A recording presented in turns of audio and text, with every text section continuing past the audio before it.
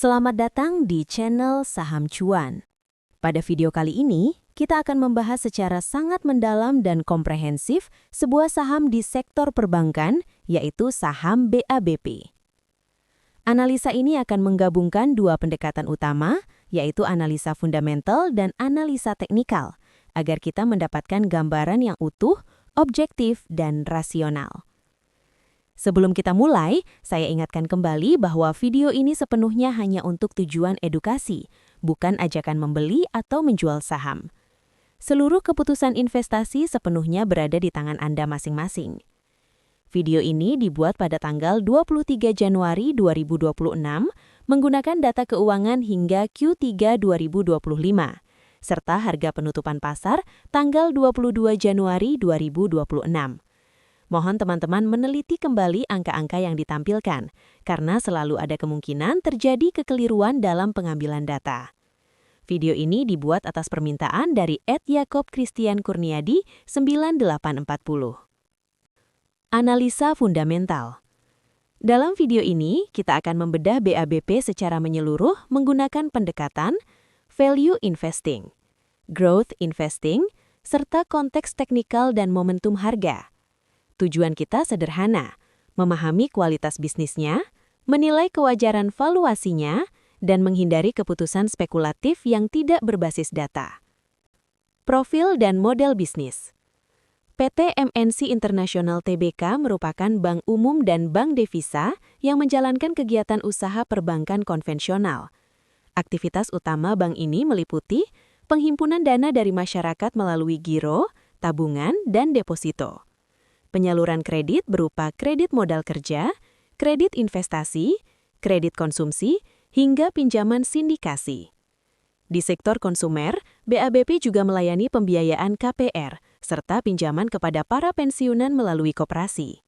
Selain itu, bank ini menjalankan aktivitas treasury, trade finance, layanan ekspor-impor, dokumentari collection, bank garansi, serta remitansi.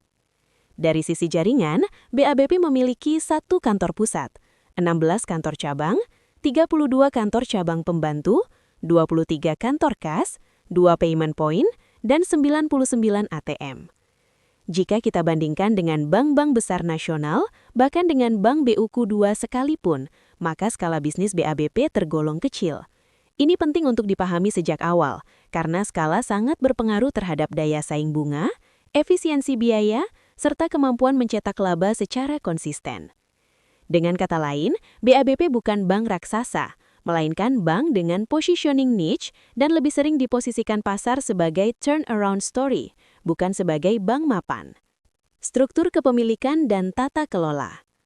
Jika kita melihat struktur kepemilikan saham BABP, kita akan menemukan bahwa mayoritas sahamnya dikuasai oleh grup MNC. Pemegang saham terbesar adalah MNC Capital Indonesia Tbk dengan kepemilikan hampir 50%. Diikuti oleh Winfleet Ltd, serta beberapa entitas lain yang masih berada dalam ekosistem grup MNC. Sementara porsi saham publik relatif kecil. Struktur seperti ini memiliki dua sisi. Di satu sisi, kepemilikan mayoritas oleh grup besar dapat memberikan dukungan modal, sinergi bisnis, dan akses ke ekosistem media dan finansial grup MNC. Namun di sisi lain, bagi investor retail dan minoritas, struktur kepemilikan yang sangat terkonsentrasi juga mengandung resiko, kepentingan pemegang saham minoritas bisa kurang menjadi prioritas, potensi corporate action yang tidak selalu menguntungkan publik, serta likuiditas saham yang relatif terbatas. Maka dari itu, saham seperti BABP tidak bisa dianalisis hanya dari sisi harga murah, tetapi juga harus dilihat dari kualitas tata kelola dan orientasi manajemennya. Analisa valuasi. Sekarang kita masuk ke bagian yang sering menjadi perhatian utama investor, yaitu valuasi saham. Dari sisi price to book value, BABP diperdagangkan di kisaran 0,76 kali. Artinya, harga pasar saham ini berada di bawah nilai bukunya. Book value per saham BABP berada di kisaran Rp83, sementara harga pasarnya masih di bawah angka tersebut. Secara teori value investing klasik, saham dengan PBV di bawah 1 sering dianggap murah, namun kita harus berhati-hati. PBV rendah bukan berarti otomatis undervalue. Pertanyaan kuncinya adalah, apakah aset tersebut mampu menghasilkan return yang layak? Ketika kita melihat rasio price to earnings, BABP justru menunjukkan angka yang cukup tinggi. PE TTM di atas 30 kali, earnings yield hanya sekitar 3%. Ini memberi sinyal yang sangat jelas. Artinya laba yang dihasilkan perusahaan masih sangat kecil, sehingga meskipun harga saham terlihat murah secara aset, namun mahal secara laba. Dalam dunia value investing, kondisi seperti ini sering disebut sebagai value trap potensial, yaitu saham yang tampak murah tetapi tidak mampu menciptakan nilai tambah bagi pemegang saham. Profitabilitas dan kinerja manajemen. Sekarang kita masuk ke inti kualitas bisnis, yaitu profitabilitas. Margin laba bersih BABP berada di kisaran di bawah 5%. Ini adalah angka yang sangat tipis untuk sebuah bank. Sebagai perbandingan, bank-bank sehat biasanya mampu mencatat ROA di atas 1%, ROE di atas 10%, sementara BABP hanya mencatat ROA sekitar 0,4% dan ROE sekitar 2%. Ini memberi pesan yang sangat jelas. Artinya, modal pemegang saham belum dikelola secara produktif. Dengan ROE hanya 2%, berarti setiap Rp100 modal pemegang saham hanya menghasilkan Rp2 laba per tahun. Ini bahkan tidak cukup untuk mengalahkan inflasi, apalagi cost of equity. Dalam kacamata value investor, perusahaan dengan ROE rendah secara konsisten adalah perusahaan yang belum layak dihargai mahal, bahkan meskipun PBV-nya di bawah 1. Pertumbuhan laba dan pendapatan. Dari sisi pertumbuhan, kita perlu membedakan antara pertumbuhan pendapatan dan pertumbuhan laba. BABP menunjukkan pertumbuhan positif secara tahunan di kisaran single digit. Ini menandakan bahwa secara aktivitas bisnis, bank ini masih berjalan. Namun masalah utama ada pada laba bersih. EPS BABP mengalami penurunan yang sangat tajam secara tahunan, bahkan mencapai penurunan lebih dari 90%. Ini adalah sinyal yang sangat serius.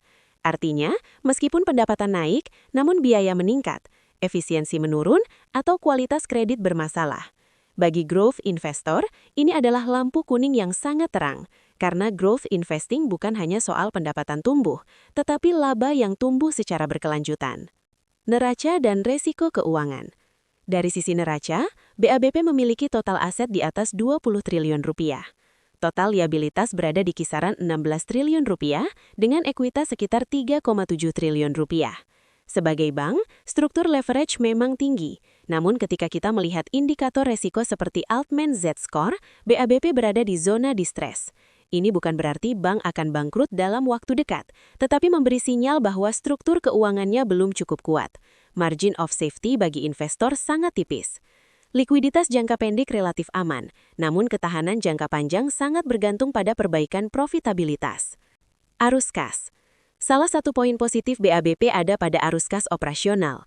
Secara akumulasi tahunan, bank ini masih mampu menghasilkan arus kas positif. Namun arus kas yang baik harus dikonfirmasi oleh laba yang sehat. Jika arus kas positif hanya bersifat sementara, maka tidak cukup untuk menjadi dasar valuasi jangka panjang. Dividen dan orientasi investor. BABP tidak membagikan dividen dalam waktu yang sangat lama. Dividen terakhir tercatat lebih dari 1 dekade lalu. Ini menegaskan bahwa saham BABP bukan saham income.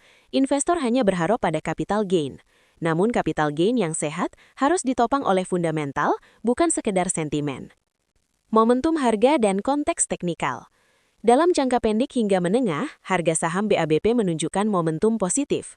Return 1 bulan, 3 bulan, dan 6 bulan terlihat cukup tinggi. Namun jika kita tarik ke horizon 3 tahun, performanya masih negatif. Ini menunjukkan bahwa kenaikan harga saat ini lebih bersifat momentum, bukan hasil dari perbaikan fundamental yang signifikan. Investor perlu sangat disiplin dalam manajemen risiko jika bermain di saham seperti ini.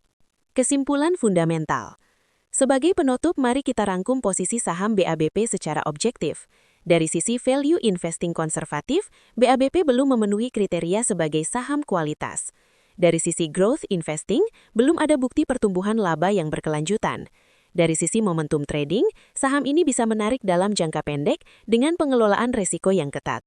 Analisa teknikal. Setelah memahami bahwa fundamental BABP belum kuat, valuasi belum menarik secara earning, maka analisa teknikal menjadi alat utama untuk membaca peluang, tetapi dengan disiplin ekstra. Multi-time frame analysis. Monthly. Tren besar masih bearish. Weekly. Tekanan jual melemah, fase transisi. Daily, bullish jangka pendek, higher low terbentuk. Artinya, rebound valid, reversal belum valid. Moving average dan momentum. MA pendek bullish, MA 200 masih resisten, RSI sehat tapi rawan jenuh beli, MACD melambat. Momentum ada tetapi rapuh. Support, resisten dan psikologi harga. Support adalah area di mana pembeli bertahan, resisten adalah area di mana penjual dominan. BABP berada dekat resisten, bukan di area murah teknikal. Ini penting untuk risk-reward ratio. Skenario gabungan fundamental dan teknikal. Bullish skenario. Teknikal mendukung, fundamental belum. Cocok untuk trading, bukan investasi. Bearish skenario. Breakdown support, fundamental tidak menahan, resiko turun cepat. Siapa yang cocok di BABP? Investor jangka panjang konservatif, swing trader selektif, momentum trader disiplin, investor dividen. Kesimpulan akhir. BABP adalah saham berbasis momentum dengan fundamental lemah dan resiko tinggi jika salah strategi. Kunci di saham seperti ini bukan berharap, tetapi mengelola resiko.